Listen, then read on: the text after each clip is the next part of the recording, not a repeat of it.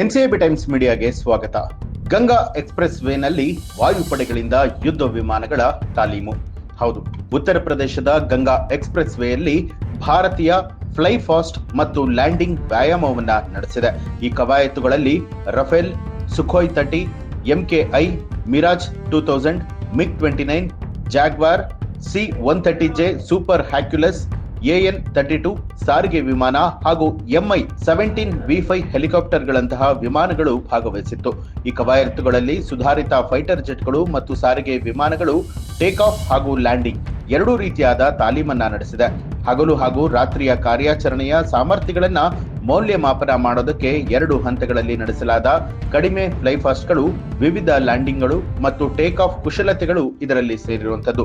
Ganga express ವೇಯಲ್ಲಿ 3.5 kilometre ವಿಸ್ತಾರವು ಯುದ್ಧ ವಿಮಾನಗಳ ಹಗಲು ಹಾಗೂ ರಾತ್ರಿ ಕಾರ್ಯಾಚರಣೆಗಾಗಿ ವಿನ್ಯಾಸಗೊಳಿಸಲಾದ ಭಾರತದ ಮೊದಲ ರಸ್ತೆ ರನ್ವೇ ಅನ್ನುವಂತ ಹೆಗ್ಗಳಿಕೆ ಕೂಡ ಹೊಂದಿದೆ.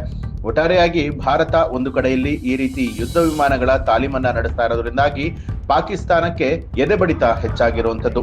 ಈ ಒಂದು ಮಾಹಿತಿಯ ಬಗ್ಗೆ ನಿಮ್ಗೆ ಏನ್ ಅನ್ಸುತ್ತೆ ಅನ್ನೋದನ್ನ ಕಮೆಂಟ್ ಮಾಡಿ ತಿಳಿಸಿ. ಹಾಗೆ ಯಾರೆಲ್ಲ ಇನ್ನೂ ಕೂಡ ನಮ್ಮ ಚಾನೆಲ್ನ ಸಬ್ಸ್ಕ್ರೈಬ್ ಮಾಡಿಲ್ಲ, ತಪ್ಪದೆ ಸಬ್ಸ್ಕ್ರೈಬ್ ಮಾಡಿ, ಬೆಲ್ ಐಕಾನ್ ಒತ್ತಿ.